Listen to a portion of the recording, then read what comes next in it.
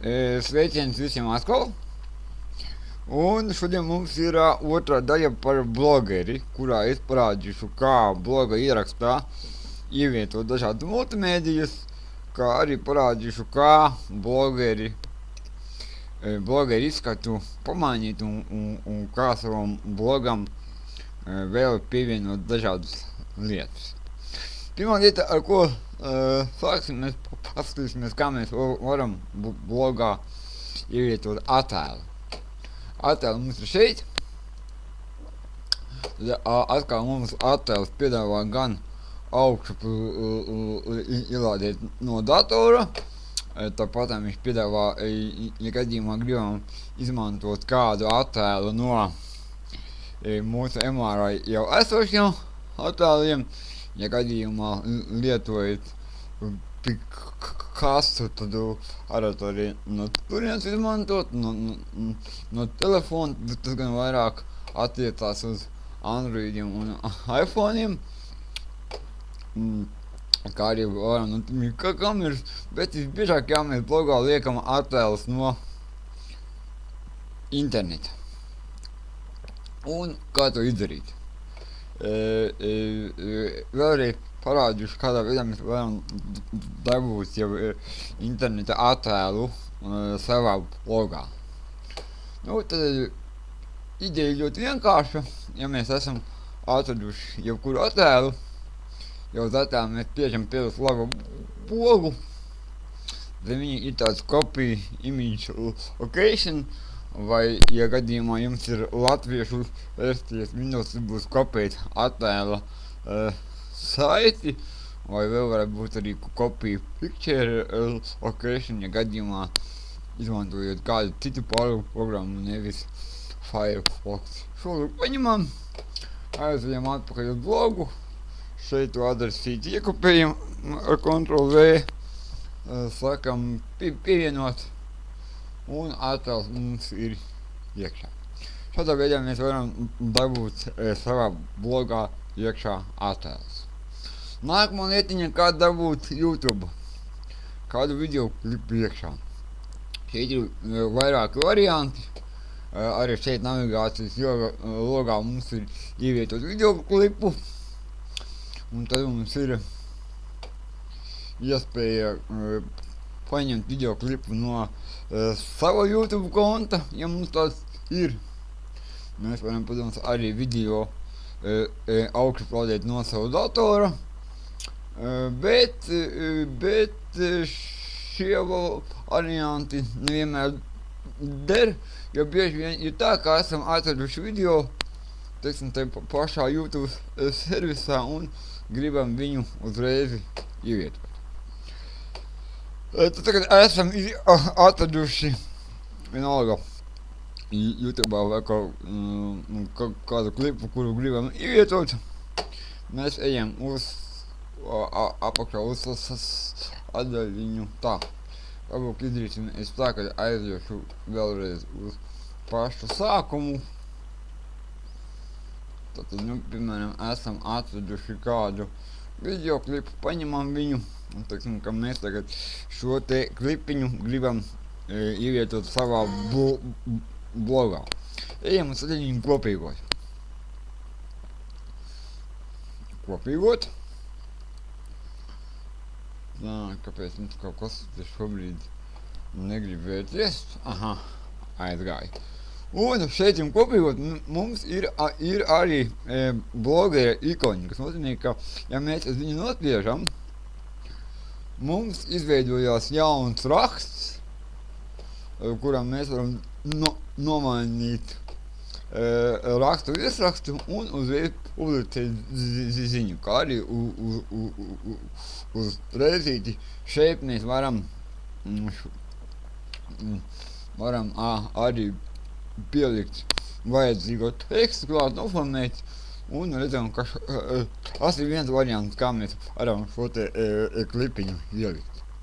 Otrs variants, mēs varam aiziet uz sadaļiņu iegūt. Tad šeit mums ir attiecīgi iegūt kods. kuram varam mainīt izmērus un vēl šādas tādas lietas. Attiecīgo iegūtu kodiņu mēs kopējam ar Ctrl+C vai arī labā bloga un komandiņu kopiju aizējam uz savu bloga rakstu, paņemam, tad blakus ziņai ir HTML režīms un šeit jaunā rindā šo te kodiņu iekopējam. Un tā, kad esam atgriezušies pie ziņas, redzam, ka mūsu vēlamais video klips ir iekopēts. Līdzīgā veidā mēs varam iekopēt arī tā, kas tagad tā. Līdzīgā veidā mēs varam savā blogā iekopēt vēl. Tagad, lai būs vienkāršāk, es tagad šo te izdzēsīšu ārā, varbūt Publika man īsti neatļaut izdarīt, vai arī nē, mēģināšu viņu tagad, kur tu man tagad ir, pašā, oi, tu man nevajag, tā, es tagad gribu dabūt sev kursoru, kursors augšā. Mēģināsim uztaisīt brīvvietu, nē. Labi, mēs šo video tagad varam arī izņemt ārā.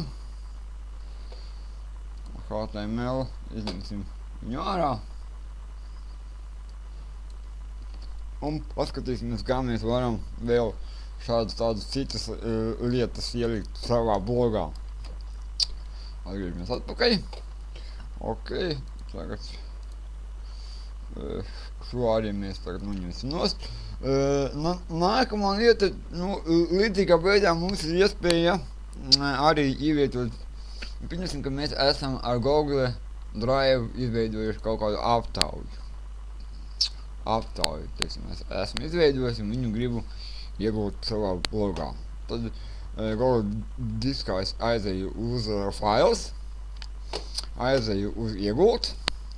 Man arī ir līdzīgs kodiņš, bet šeit arī varu pielāgot lielumu, ja man nepieciešams, attiecīgo kodiņu ar Ctrl+C nokopēju, aizeju uz savu bloga ierakstu, pārsteidzos uz HTML režīmu un iekopēju attiecīgo kodu. Un pārsteidoties uz ziņu, redzam, ka šādā veidā es varu arī iegūt savu izveidoto aptauju. Līdzīgā veidā es varu arī ielikt prezentāciju no slidešāres. Tur gan ir viena niansīte. Tagad mēs aiziesim uz slideshare. Pieņemsim, ka mēs esam atraduši kādu prezentāciju, vai nu pašu veidotu, vai kādu citu, un vēlamies ievietot viņu savā bloga ierakstā. Tad šeit pie prezentācijas ir jāaiziet šeit, kur ir komandiņa share. Tad ir jāaiziet uz sadaļiņu, mums jau zināmo embed. Bet šeit ir viena niansīte, ko es pamanīju, kas ir jaunajā bloga ierakstā, lai mums korekta prezentācija darbotos, mums ir jāieliek tekstīts generate embed code for HTTPS sites. Un tad šo te tekstīti ir jāieliek ir obligāti, jo, ja šo tekstīti neieliks, tad viņš korekti šo prezentāciju nerādīs. Un atkal līdzīgā veidā ar Ctrl+C kopējam, ejam uz savu blogu ierakstu, paņemam HTML režīmu, uztaisīsim mēs viņu augšā, un Ctrl+V, aizējam atpakaļ uz ziņu, un redzam, ka arī mūsu prezentācija ir ielikusi. Pirkām šajā HTML režīmā redzam, ka šajos kodos, tur, kur ir height, un tur, kur ir which, mēs varam mainīt attiecīgā objekta augstumu un platumu. Teiksim, tādā veidā. Lūk, tas bija tādā veidā jūs variet ielikt dažādus objektus no dažādiem servisiem savā bloga ierakstā. Tas būtu tik ar to, kādā veidā es varu dažādas veida lietas ielikt savā bloga ierakstā. Un tad, kad esmu savu blogu palabojis vai kaut ko es varu atjaunot, kas nozīmē, ka es esmu saglabājis savu ierakstu. Nākamā lietiņu, par ko es gribu pastāstīt, kādā veidā mēs varam tagad paskatīsimies, kāds izskatās mūsu bloks. Tā. Skatīt emuāru, kur tā nebija.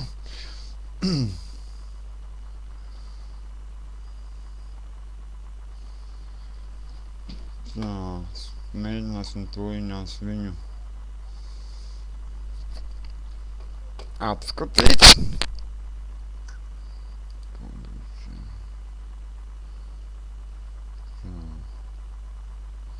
Nu, pēkšņi, rekuģi podziņu skatīt emuāru.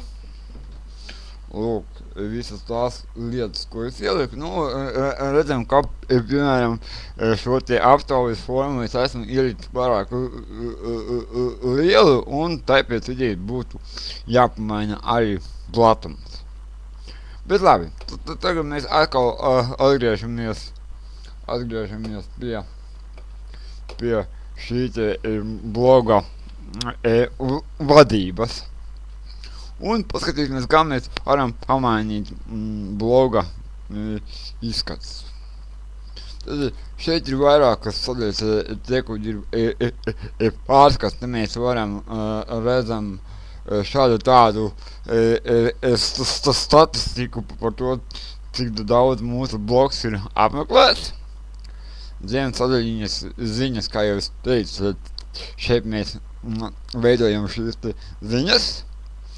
Varam arī veidot vairākas lapas, kas būs kā bloga sadaļas.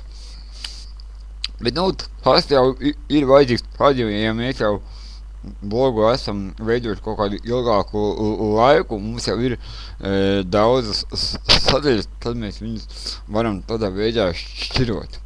Zem komentāriem mēs arī varam redzēt visus komentārus, un ja mums tur gadījumā parādās kādi komentāri, kuriem tur nevajadzēja būt, mums ir iespēja izdzēst. Tāpat ir iespēja blogu sasaistīt ar pakalpojumu Google Plus. Vēl ir papildu statistika, kur varam redzēt, cik kas ko, kā ir skatījies mūsu lapu un kāda autorija, no kurām valstīm ir nākuši iekšā un tā tālāk.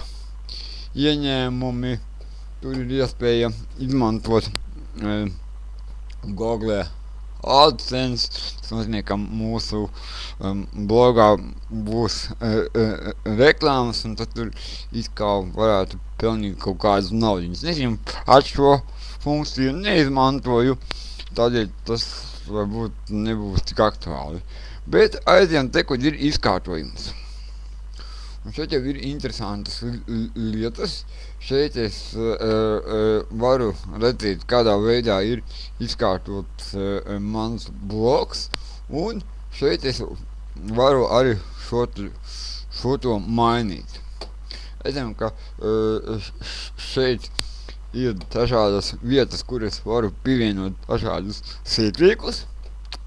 Ja mēs nopiešam uz pievienot sīkrīku, mēs redzam, ka šeit ir dažādas lietiņas, ko mēs varam papildus savam blogam pievienot. Redzam, kad ir kaut kāda aptauja, emuāru saraksts, varam kaut kādu saišu sarakstu pielikt, un abonēšanas saites, un dažādas citas lietas varam vēl pielikt klāt. Un to es varu izdarīt jebkurā vietā, varu mainīt vietām šos blokus un veidot šo izkārtojumu, kādu es gribu. Šeit, kur ir veidne,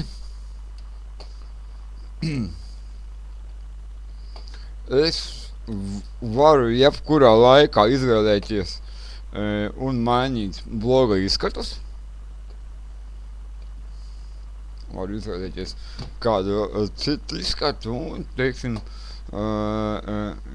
viņu vai nu uzreiz lietot emuārā, vai arī viņu paņemt un pielāgot. Ja es viņu paņemu pielāgot, tas nozīmē, ka man šeit jau ir parādās vēl papildus iespēja gan mainīt fonu, gan veidni, gan pielāgot dažāda veida platumus. Tad es varu regulēt gan šo te labu joslu, gan arī cik man būs vajadzīgs. Nu, mēs šajā gadījumā varētu nedaudz palielināt vietu emuārā, lai mums tā aptauja ielikam labi ietilpt, viss kārtībā. Kā arī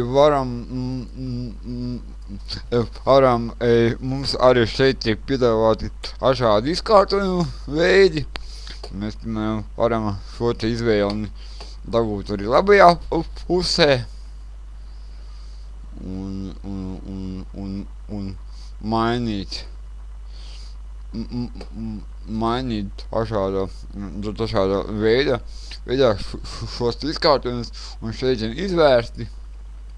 Vēl ir iespēja arī mainīt fontus, burtu krāsu un vēl dažādas tādas lietiņas. Tā. Un beigās, tad, kad esam visu salabojuši, mēs varam spiest podziņu, ka šīs te visas izmaiņas varam lietot savā emuārā.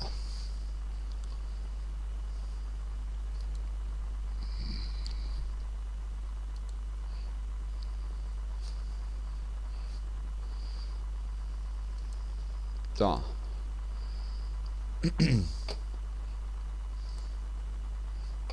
Un aiziesim vēlreiz uz sadaļu noformēt.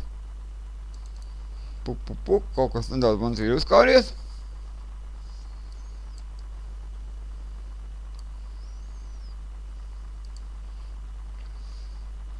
Tā.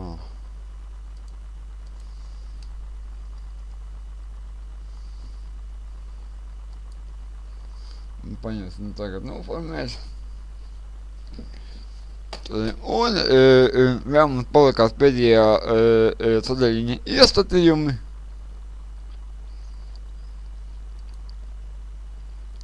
Kur jau vēl mēs varam mainīt nosaukumu, varam blogam pievienot aprakstu, varam mainīt emuāru adresi un varam arī pievienot vairākus autorus. Teiksim, blogu var veidot ne tikai viens cilvēks, bet tu var arī veidot vairāki cilvēki kopā. Piemēram, var klase veidot blogu, vai, piemēram, vairāki matemātikas skolotāji izdomā un kopīgi veido blogu. Ja kurā gadījumā es domāju, ka tāds autoru kolektīva blogs varētu būt pat bieži vien vērtīgāks nekā individuālais blogs. Pie iestatījumiem, te, kur ir ziņas un komentāri, mēs varam pateikt, cik mums ziņas rādīsies pirmajā lapā.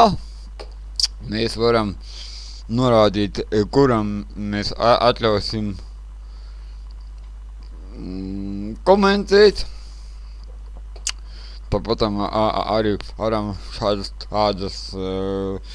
tādus ierobežojumus uzlikt komentāriem. Mobilās ierīces un e-pasts. Tad ir, varam arī saņemt e-pastu, ja gadījumā mums ir blogā parādījies kāds komentārs, te, kur ir valoda, šeit mēs varam arī droši te, kur ir laika josla, lai ierakstiem rādīt pareizo laiku, šeit būtu jāizvēlās pareizā laika josla. Mums bija kaut kas ar -2, kur tad ir Rīga, tā, 4, nē, braucam vēl uz leju. Berlīna, Prāga.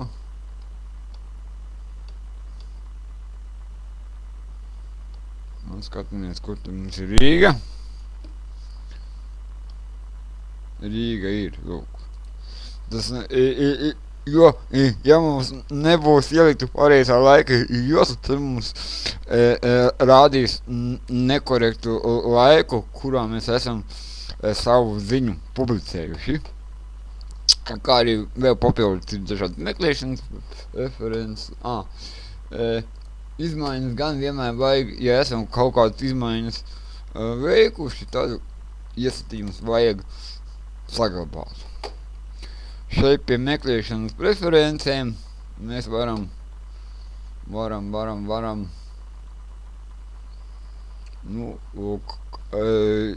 varam iesatīt kaut kādas